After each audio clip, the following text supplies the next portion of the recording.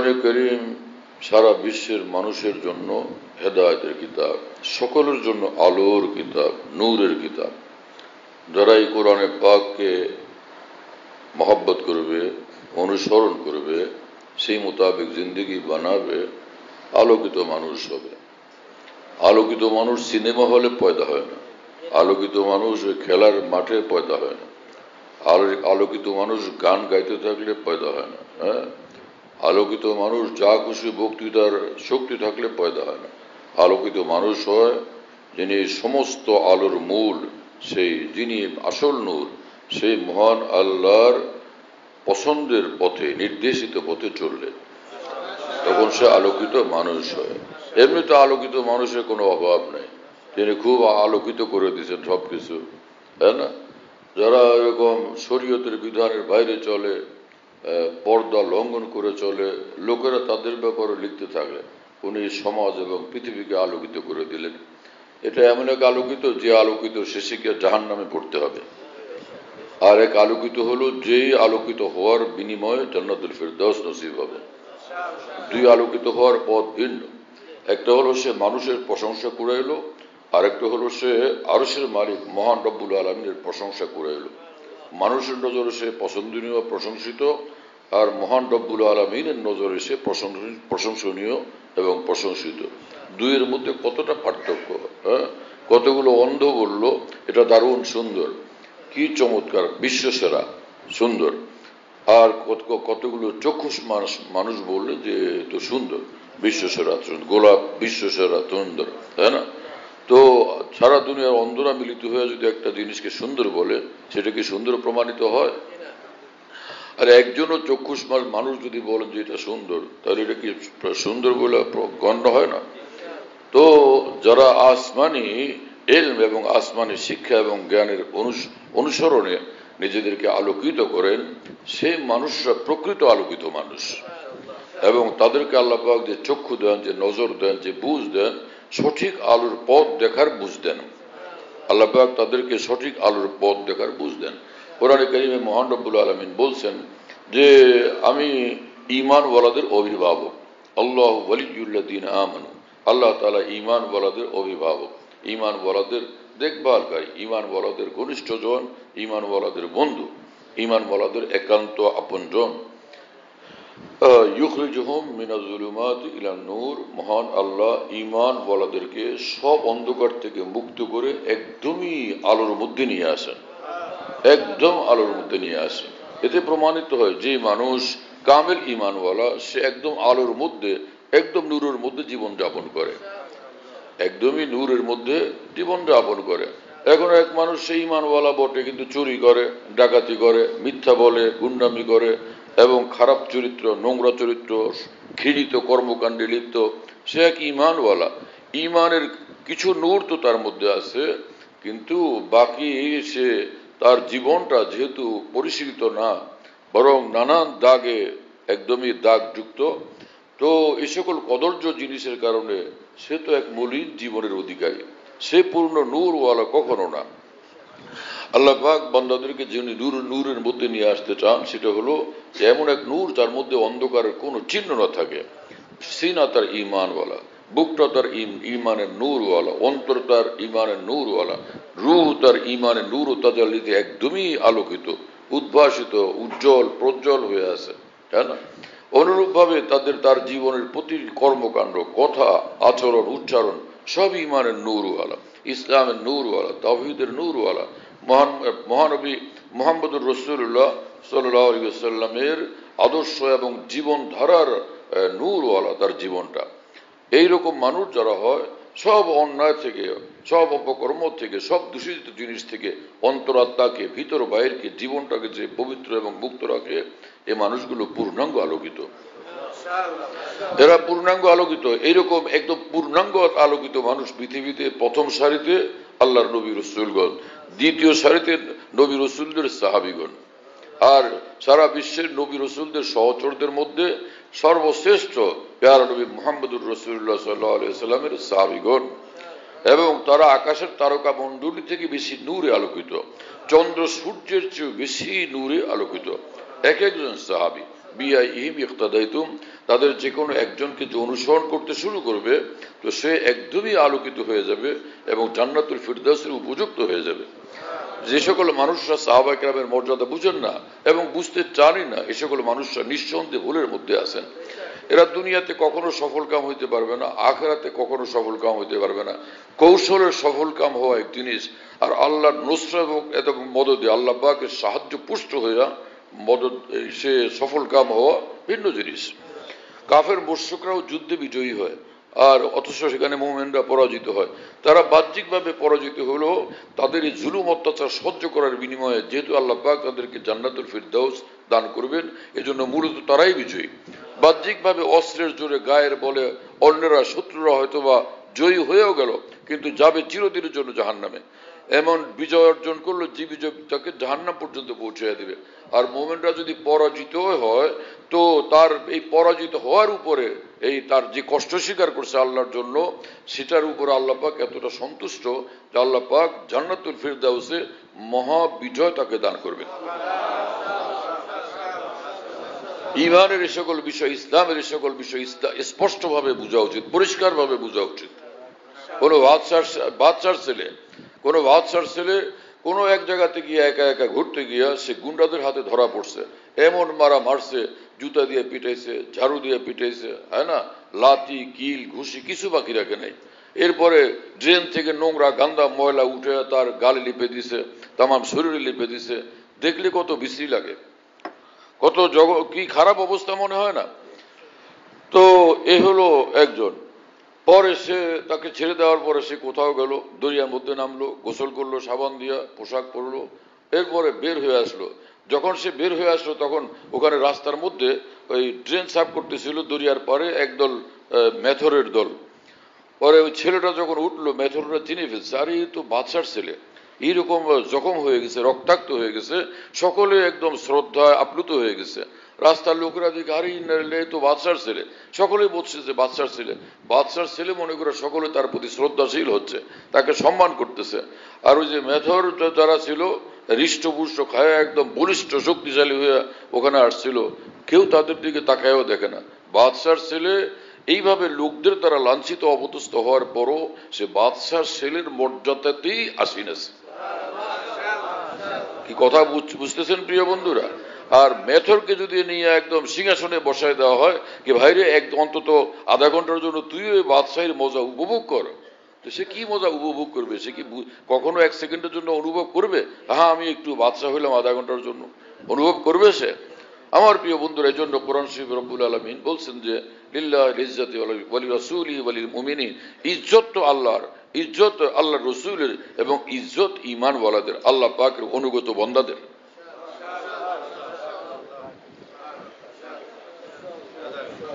সারাটা দুনিয়া যদি নমরুদ আর কাফের, নমরুদ এবং ফিরাউন এবং আবু লাহাব আবু জাহালদের দ্বারা ভরপুর হয়ে যায়, যেদিকে তাকাও সব নমরুদ ফিরাউন।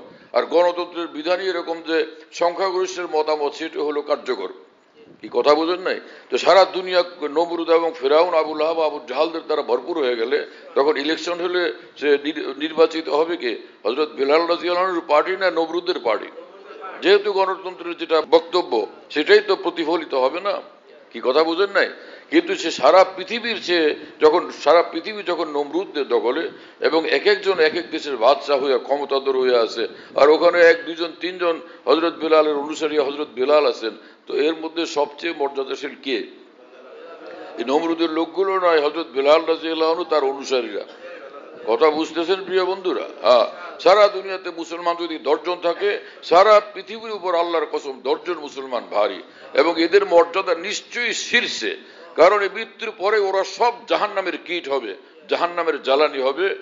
আর এই ঈমানওয়ালারা 10 জন, এরা সব জান্নাতুল ফিরদাউসে প্রবেশ করে চিরকালের সম্মানের আসনে আসীন হবেন। আল্লাহ আস্তাগফিরুল্লাহ। আমার কথা বুঝতে পারতেছেন আপনারা? আমাদের এখানে ঈমানের কথা আলোচনা হয়, দ্বীনের কথা আলোচনা হয়। কোন এক ইসলামী দল যারা ভীষণ বড় এক গুমরাহির নেতার অনুসারী, ওনাদের এক বড় লিডার একবার বহু বছর আগে যখন আমাদের এখানে প্রকৃত অর্থেই ছাপড়া মসজিদ ছিল, বাড়ির উপরে পাটাতন ছিল মসজিদের, তো সেই সময় উনি একবার হঠাৎ করে এখানে জুমার নামাজ পড়ছিলেন, পরে আমার সঙ্গে সাক্ষাৎ করছিলেন, পরে বললেন যে এখন থেকে আমি আমার বন্ধু বান্ধবদেরকে নিয়ে আসব। তো সে যেহেতু ভিন্ন এক মতাদর্শে বিশ্বাসী, তো আমি বললাম যে মানে কি ব্যাপার, আপনি এত পছন্দ করে ফেললেন? না, আমি আজকের বয়ান শুনে বুঝতে পারলাম এখানে কোনো দলীয় বয়ান হয় না, এখানে ঈমান এবং ইসলামের কথা হয়, এখানে দ্বীনের কথা হয়। আল্লাহ আমাদেরকে দ্বীন বুঝার তৌফিক দান করেন। আমি অন্তর থেকে বলছি, কারো আক্রমণ করে কথা বলা, হিংসাত্মক মানসিকতা নিয়ে কথা বলা কখনো এটা হেদায়েতের কথার আলোচনার পদ্ধতি না, উসুল না। খোলা মনে এবং বড় মনের লোকদের সামনে দ্বীনের কথা আলোচনা করাছে। আল্লাহ পাক যাকে তৌফিক দিবে সে গ্রহণ করবে, আর যে গ্রহণ করলো না সেটা তার দায়িত্ব, তার ব্যাপার, তার ফলাফলের বিষয়। সেটা নিয়ে আরেকজনের মাথা ব্যথার বিষয় কি? যে ঈমান ওয়ালাদের কর্তব্য হলো ঈমানের কথা, দ্বীনের কথা, আল্লাহর মহব্বতের কথা, রাসূলুল্লাহ সাল্লাল্লাহু আলাইহি ওয়াসাল্লামের আদর্শের কথা বলতে থাকা। ওয়াযাক্কির ফাইন্না যিকরা তানফাউল মুমিনিন। কোরআন শরীফে আল্লাহ পাক বলছেন যে আমার পছন্দের কথাগুলো, আমার দ্বীনের কথাগুলো তোমরা বলতেই থাকো, বলতেই থাকো, বলতেই থাকো। যাদের বুকে ঈমান থাকবে তারা এটাকে গ্রহণ করবে, তাদের জন্য এটা, এই ঈমানের কথা তাদের অন্তরকে, জীবনকে প্রভাবিত করবে। বাস্তব সত্য হলো বহু লোক এরকম আছে আগের থেকে বিপরীত দিকে সিদ্ধান্ত নিয়ে বসে যায়, তখন সে হকের পথে আসা মুশকিল হয়ে যায়, তাই না? আরেকটা নমরুদি সিদ্ধান্ত নিয়ে, মুখালেফ বিপরীত সিদ্ধান্ত নিয়ে কঠিনভাবে বসে যায়, তো হেদায়েতের রাস্তা খুলবে কিভাবে? আর যদি খালি অন্তরেও বসে দেখি কি কথা হচ্ছে, তো আল্লাহ পাক এইরকম অন্তরেও হেদায়েতের নূর দিয়ে দেন। একদম বক্র তবিয়তের লোকেরা যেখানে পর্যন্ত নেক লোকদের সঙ্গে বসতে বসতে হেদায়েত প্রাপ্ত হয়ে গেছে, তো সেখানে যারা এরকম খালি দিল নিয়ে বসে তাদের হেদায়েত কিসের জন্য হবে না, হ্যাঁ না? তবে আল্লাহ পাকের বিধানে তুমি চাও তো আমি খুব চাইব, তুমিও চাও। আল্লাহ পাক কাউকে কাউকে সে বান্দার অগ্রসর হওয়া ছাড়াই তাকে ডাক দেন, টান দেন, গ্রহণ করেন, একদম নিজের বানান। বিশ্ব অবাক হয় যে এরকম দুষ্টটা এরকম আলোকিত কিভাবে হলো। এখন তো সে এত আলোকিত, সূর্যের চেয়ে বেশি আলো পৃথিবীকে বিতরণ করতেছে, কিন্তু আল্লাহ পাক যাকে চান এমনটা বানায় দেন। আল্লাহ ইয়াজতাবি মান ইয়াশা। আল্লাহ পাক কোরআনে কারিমে বলেন আল্লাহ যাকে চান তাকে একদম টান দিয়া নিজের বানান। কোরআনের কথা এটা। আল্লাহ ইয়াজতাবি মানে টান দেন, ইলাইহি নিজের দিকে, মান ইয়াশা যাকে তিনি চান। এখন কাকে কাকে চাইবেন সেটা কি আমরা জানি? সেই লিস্ট কি আমাদের আছে? ইলেকশনের ভোটের লিস্ট যেরকম থাকে, কে কে ভোটের যোগ্য, সেটা তো লিস্ট থাকে, তাই না? কিন্তু সেই রকম আল্লাহ কাকে কাকে টান দিবেন সেরকম কোন লিস্ট কারো কাছে আছে? এজন্য সব মানুষের প্রতি এক ধারণা রাখা চাই। কি জানে আল্লাহ পাক কাকে টান দেন আর একদমই চেঞ্জ হয়ে সে মস্ত বড় কেউ হয়ে যায়। হ্যাঁ, রাসূলুল্লাহ সাল্লাল্লাহু আলাইহি ওয়াসাল্লামের জমানাতে চতুর্দিকে কাফের আর মুশরিকের দল, কে যে মুসলমান হবে আর হবে না তা তো অজানা ছিল। কিন্তু দেখা গেল যে রাসূলুল্লাহ সাল্লাল্লাহু আলাইহি ওয়াসাল্লামের শ্বশুর, হ্যাঁ না, তিনি পর্যন্ত তখনও কাফের এবং মুশরিক। হ্যাঁ, আবু সুফিয়ান তখনও কাফের মুশরিক, এবং কাফের মুশরিক শুধু না, কাফের মুশরিকদের মহান নেতা, বড় মাপের লিডার। কিন্তু মক্কা বিজয়ের দিন হযরত আব্বাস রাদিয়াল্লাহু তাআলা আনহুর সঙ্গে তিনি গেলেন রাসূলুল্লাহ সাল্লাল্লাহু আলাইহি ওয়াসাল্লামের কাছে, তিনি নিয়ে গেলেন, হযরত আব্বাস রাদিয়াল্লাহু তাআলা আনহু নিয়ে গেলেন যে চলেন আপনি আমার সঙ্গে। ইয়া আল্লাহ, সেখানে যাওয়ার পরে মাশাআল্লাহ একদম সে কাজ হয়ে গেছে। সাহাবী তো হয়ে গেছেন, কত বড় সাহাবী হয়েছেন হযরত আবু সুফিয়ান রাদিয়াল্লাহু তাআলা আনহু। এখন বলতে আমরা বাধ্য, তো কোথায় ছিলেন, কোথায় চলে গেছেন? অথচ উহুদের যুদ্ধে তো আবু সুফিয়ানও নেতৃত্ব দানকারী। কথা বুঝতেছেন প্রিয় বন্ধুরা? তো আল্লাহ পাক আয় দোস্ত আইয়াম জব ভালে আতে হ্যাঁ ঘাত মিলনি কি ও খুদা আপ হি বতলাতে হ্যাঁ। আল্লাহ পাক যখন চান তো কোনো বান্দাকে সে মর্যাদার শীর্ষে পৌঁছায় দেন, মর্যাদার শীর্ষে পৌঁছায় দেন। সে ময়মনসিংহ গেলেন হযরত হাফিজ হুজুর রহমতুল্লাহ আলাইহি, আমাদের উস্তাদ, আমাদের মহান বুজুর্গ, সারা বিশ্বের বুজুর্গানে তিনের অন্যতম। তো ময়মনসিংহে একদল অ্যাডভোকেট তারা আমাকে বললেন যে আপনি একটু হুজুরের সঙ্গে আমাদের দেখা করে দিন। আমি তখন ময়মনসিংহ জামিয়া ইসলামিয়াতে শিক্ষক ছিলাম। তো হযরত হাফিজ হুজুরকে আমরা জামিয়া ইসলামিয়াতে নিয়ে গেলাম, সেখানে হুজুর বসলেন, দপ্তরে ইহতিমামের পাশের রুমে বসলেন। এখন ওই অ্যাডভোকেটরা, আমি তাদেরকে ডাকলাম, তারা আসলেন, একদম সে নতুন চাঁদের মতো গোল হয়ে বসছেন, মানে ঠিক এইভাবেই। তো ওনারা কথা বলতে চাইলে আমি বললাম হুজুর তারা একটু কথা বলতে চান। বলে হ্যাঁ হ্যাঁ বলুক। তো তারা বললেন কি কি জানি প্রশ্ন করে, গণতান্ত্রিক প্রশ্ন, রাজনৈতিক প্রশ্ন, তো হাফিজ, আমি মনে মনে ভাবতেছি যে আমরা হুজুরের কাছে হাদিসের কিতাব পড়লাম, কি ঠান্ডা এবং শান্ত হুজুর। হাদিস সম্পর্কে তো তিনি ব্যাখ্যা দিতে জানেন, কোরআনের ব্যাখ্যা দিতে জানেন, রাজনৈতিক তো জটিল এবং কঠিন এই ঝামেলার প্রশ্ন, এগুলির উত্তর হাফিজ হুজুরের মতো জিকিরওয়ালা বুজুর্গ কোত্থেকে দিবেন? তা আমি খানিকটা বিব্রত বোধ করতেছিলাম। হুজুর টাস টাস করে যখন জবাব দিতে থাকলেন, ওদের মাথা নিচু হয়ে গেছে, আমরা অবাক হয়ে গেছি যে আরে কি ব্যাপার, এগুলি কেমনে বললেন হুজুরে? ওরা তো ভীষণ হুজুর আমরা বুঝে ফেলছি, আর আমরা জিজ্ঞেস করতে হবে না। অনেক প্রশ্ন নিয়ে প্রস্তুত ছিল, কিন্তু আল্লাহ পাকের মদদ সাহায্য যার সঙ্গে থাকে, এভাবে আল্লাহ তাদেরকে কামিয়াব বানায় দেন, বিজয়ী বানায় দেন। অশীতিপর বৃদ্ধ এই বুজুর্গ মুহূর্তের মধ্যে তাদেরকে প্রচন্ড ভাবে প্রভাবিত করলেন। পরে তাদের মধ্যে বয়োজ্যেষ্ঠ একজন, তিনি আগে আসলেন এবং বললেন যে হুজুর আমাকে একটু দোয়া করে দেন। যেমন বুজুর্গ আনেদিনকে দেখলাম অনেক মানুষ এরকম করে, কাছে আইসা বল হুজুর আমাকে একটু দোয়া করে দেন। কেউ চায় যে আমার মাথায় একটু হাত বুলাইয়া দেখ, বা আমার একটু ছুঁয়ে দেখ, বা আমাকে একটু দোয়া করে দেখ। এই যেই কাছে আসছে না ওই অ্যাডভোকেট, তো হাফিজ হুজুর রহমতুল্লাহ আলাইহি এরকম করলেন, এই গালের দুই পাশে নিজের হাত দিয়ে হাত বুলাইয়া দিলেন, আদর করে দিলেন। আর ওই লোকটা কাঁদতে শুরু করলো, অ্যাডভোকেট, যে হুজুর আপনার হাত লাগছে আমার এই এই দুই গাল, আমার গালের মধ্যে, আমি আর আজকে থেকে দাড়ি ছাঁচবো না, আমি দাড়ি রেখে দিলাম। আল্লাহু আকবার। কি বুঝতেছেন প্রিয় বন্ধুরা, কোথায় ছিল এই মানুষটা, মুহূর্তের মধ্যে কিভাবে পরিবর্তন হয়ে গেল। এজন্য সে মুসলমান দর কিতাব ও মুসলমান ও দর গুর। এক বুজুর্গ বলছিলেন যে হে মুসলমান, যে ইসলামের যত কথা সেগুলো কিতাবের মধ্যে আছে, আর মুসলমান যারা তারা কবরস্থানে আছে, পৃথিবীর বিভিন্ন দেশের কবরস্থানের মধ্যে মুসলমান শুয়ে আছে। তোমরা মুসলমান হও, তোমাদের ইসলামী জিন্দেগি দেখলে অন্যরা সহজেই ইসলাম কবুল করবে। এখন তো তোমরা এমন মুসলমান যে তোমাদের জিন্দেগির বিভিন্ন অধ্যায় কালো এবং দূষিত এবং আপত্তিকর এবং তীব্র সমালোচিত। এই কারণে অন্যান্য মানুষরা যখন তোমাদেরকে দেখে এরা দিনদার মানুষ, তখন তারা দেখে এমন দিনদার যে পয়সায় ফাঁকি দেয়, ব্যবসায় ফাঁকি দেয়, লেনদেনে ফাঁকি দেয়, যে মালামাল নেওয়ার পরে পালায় চলে যায় আর দেয় না, হ্যাঁ না? এবং এমন দিনদার যে বড় হুজুর নামে পরিচিত এলাকাতে, কিন্তু সেই হুজুরের মানুষের শত শত কোটি টাকা নিয়ে পালায়া সৌদি আরব পালাইছে, এখন পর্যন্ত ফিরে আসে নাই। অথচ বড় বড় হুজুরদের খাদেমও ছিল। কি কথা বুঝতেছেন প্রিয় বন্ধুরা?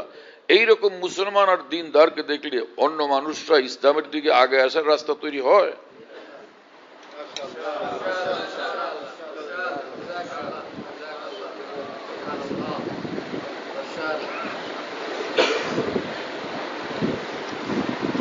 মসজিদে দেখলে তার নামাজ, তার কথা, তার বয়ান মনে হয় যে একদম দুনিয়ার সর্বশ্রেষ্ঠ ফেরেশতা। আর যখন বাইরে যায় এমন সব কাণ্ডকীর্তি করে, মানুষ অবাক হয় যে এই চুনি নামাজ, এই চুনি সেজদা, নামাজ এই চুনি। এটা একটা মজার কথা। এখানে তো পোলাপান না, বুড়ো বুড়ো মানুষ এবং বয়স্ক লোক, বুঝের লোক, এটা বলতে সমস্যা কি? মাওলানা যারা রুবি যদি বলে পার পাইতে পারেন, তো আমরা তাদের পাশে দাঁড়ায় বললে এমন কঠিন সমস্যা তো হওয়ার কথা না। কিছু তো বিষয়ে হালকা ছাড় থাকলে থাকা উচিত। সেটা হলো যে এক বুজুর্গ মানুষ ছিলেন, বহুত বড় ওলি আল্লাহ। তো ওনার স্ত্রী তো ছিল, আর একটা সুন্দরী বান্দি ছিল। বান্দি মানে যে পয়সার কিনা কৃতদাসী। তো সে তো স্ত্রীর মতো ইসলামের বিধান মোতাবেক। কি কথা বুঝতেছেন? চাকর চাকরানির ব্যাপার না, যারা কৃতদাসী প্রকৃতপক্ষে শরীয়তের দৃষ্টিতে, তো তারা স্ত্রীর মতো হয়।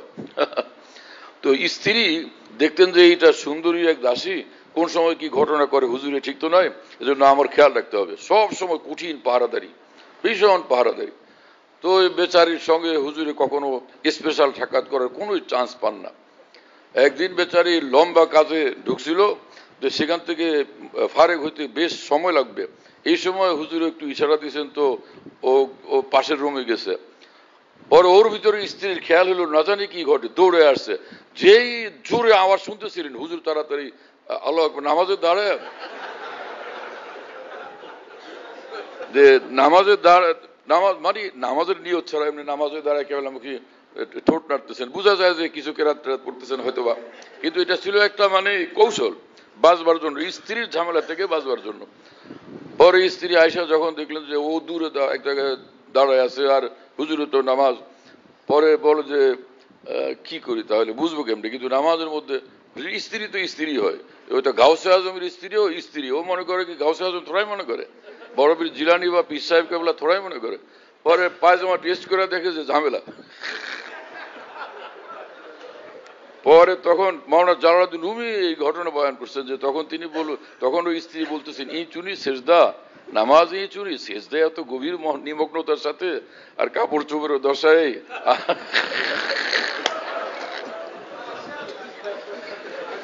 না না,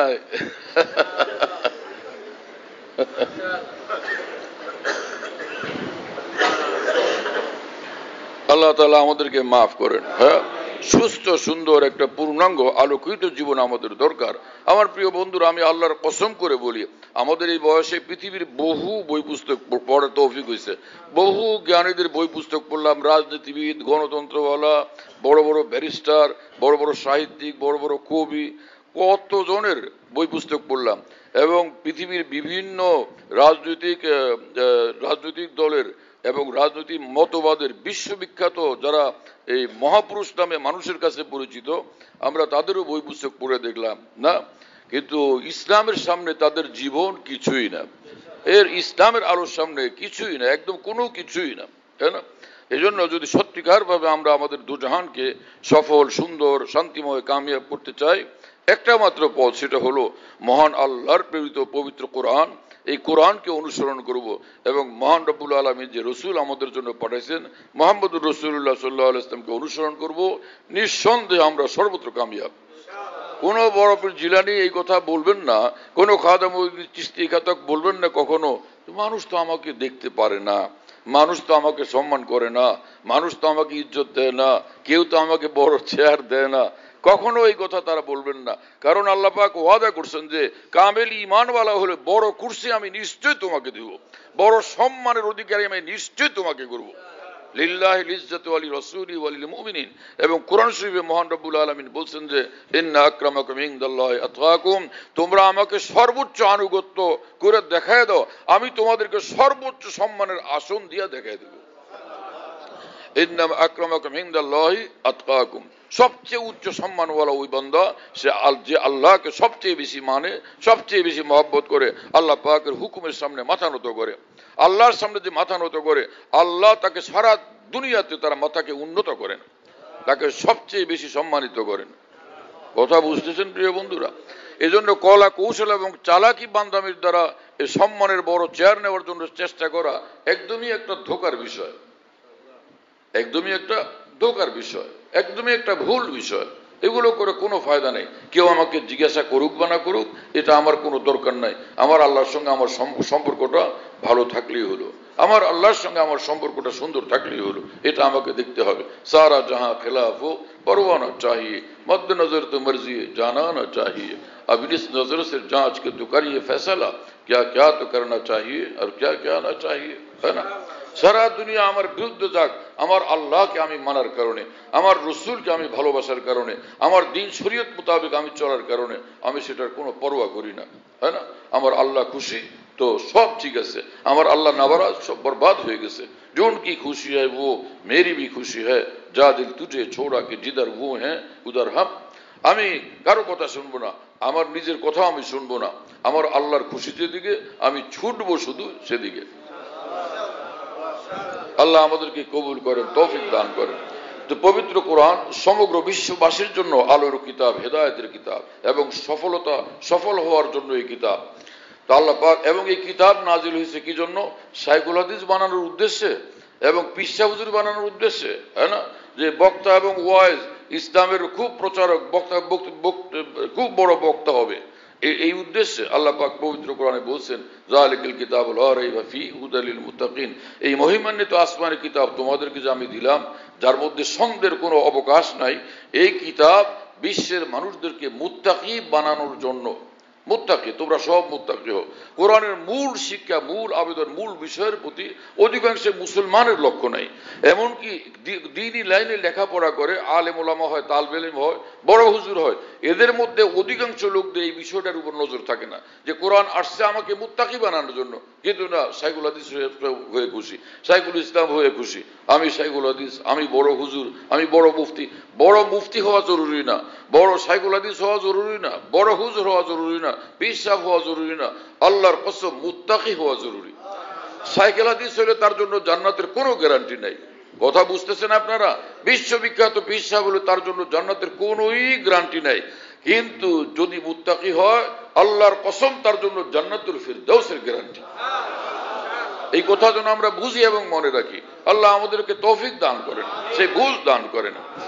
কোরআন শরীফে মহান রব্বুল আলামিন বলেন যে মান আমিলা সালিহাম মিন যাকারিন আও উনসা, নারী হোক কিংবা পুরুষ, যে আমার পছন্দ মোতাবেক ইসলামী জিন্দেগি বানাবে এবং তার অন্তরে ঈমান আছে, ফালানুহইয়ান্নাহু হায়াতান তাইয়্যিবা, তো আমি নিঃসন্দেহে দুনিয়ার জীবনটাকেই তার জন্য সুখময় শান্তিময় অবশ্যই বানায় দিব। গ্যারান্টি দিয়ে দিয়েছেন আল্লাহ তাআলা, দুনিয়ার জীবনকে তার সুখময় শান্তিময় বানায় দিবেন। বোঝা গেল ঈমান আর ইসলামী জিন্দেগি যার মধ্যে থাকবে, নিঃসন্দেহে দুনিয়াতে এক জান্নাতের মধ্যে সে বসবাস করবে।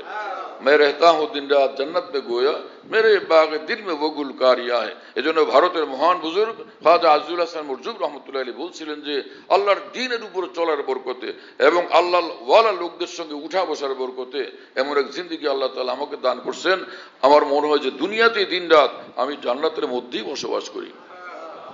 এক হাদিসে রাসূল পাক সাল্লাল্লাহু আলাইহি ওয়াসাল্লাম বলেন, আল্লাহ পাক বলছেন যে ওয়াজাবাত মাহাব্বাতি লিল মুতাহাব্বিনা ফিয়া, যেই বান্দারা আমি আল্লাহর জন্য একজন আরেকজনকে ভালোবাসে তাদের জন্য আমার মহব্বত ওয়াজিব হয়ে যায়, এবং যারা আল্লাহর জন্য একসাথে বসে তাদের জন্য আমার মহব্বত ওয়াজিব হয়ে যায়, যারা আল্লাহর জন্য পরস্পর সাক্ষাৎ করে তাদের জন্য আমার মহব্বত ওয়াজিব হয়ে যায়, আর যারা আল্লাহর জন্য কোনো আল্লাহর বান্দাকে কিছু দেয়, হাদিয়া তোহফা কোনো কিছু তার মাল খরচ করে, তো তার জন্য আমার মহব্বত ওয়াজিব হয়ে যায়। মুতাবাজিরিনের তাসারুক সত্ত্বে এই তর্জমা কেন করলাম, একটু হাদিসের সরাটা দেখে নিয়েন, কথা বুঝুন না, এটা নিয়ে এখন লম্বা আলোচনার সময় তো আমার নাই।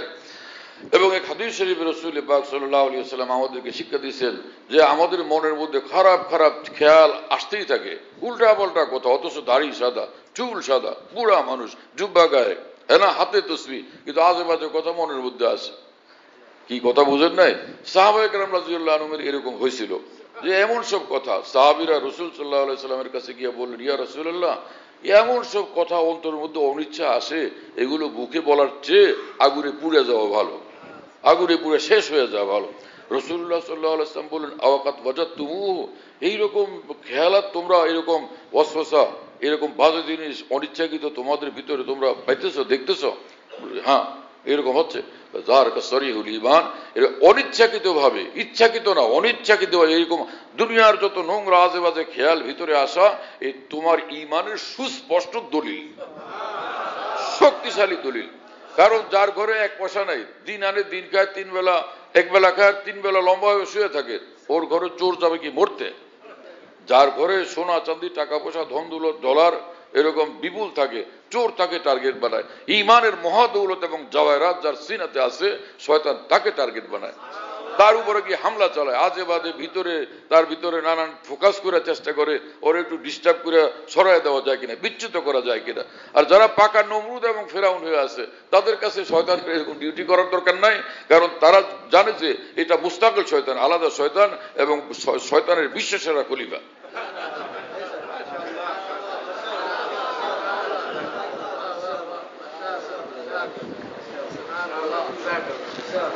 এজন্য রাসূলুল্লাহ সাল্লাল্লাহু আলাইহি ওয়াসাল্লাম দোয়া শিক্ষা দিয়েছেন, আল্লাহুম্মা জাল ওয়াসাবিসা কলবি খাশিয়াতাকা ওয়া যিকরাক, আল্লাহ আমার মনে যে আজেবাজে কথা আসে, এইটাকে আপনি একদম আপনার ভয়, আপনার মহব্বতে, আপনার আনুগত্যে পরিবর্তন করে দেন, আপনার জিকিরে পরিবর্তন করে দেন। ওয়াজাল হিম্মতি ওয়া হাওয়া ফিমা তুহিব্বু তারদা, আমার মনের যত ইচ্ছা, ইরাদা, অভিপ্রায়, হ্যাঁ, এবং আমার মনের অনুরাগ, এই সবটা আপনার সন্তুষ্টির পথে, আপনার দ্বীনের পথে আপনি বানায়া দেন এবং কবুল করেন। আমার মনের ইচ্ছা, আকাঙ্ক্ষা, অভিপ্রায় এবং সে আমার সব রকমের চেষ্টা মেহনত, এটা যেন আপনার সন্তুষ্টির পথে নিবেদিত হয়, আপনি আমাকে সেই তৌফিক দান করেন। আল্লাহ আমাদের জন্য কবুল করেন। এক আয়াত শরীফ পড়ছিলাম, দুইটা হাদিস শরীফ পড়ছিলাম, সেটার তরজমা শুনিয়ে দিলাম। আল্লাহ আমাদেরকে খুব কবুল করেন। ওয়া আখিরু দাওয়ানা আলহামদুলিল্লাহি রাব্বিল আলামিন ওয়া সাল্লাল্লাহু আলা নবিয়্যিল কারীম।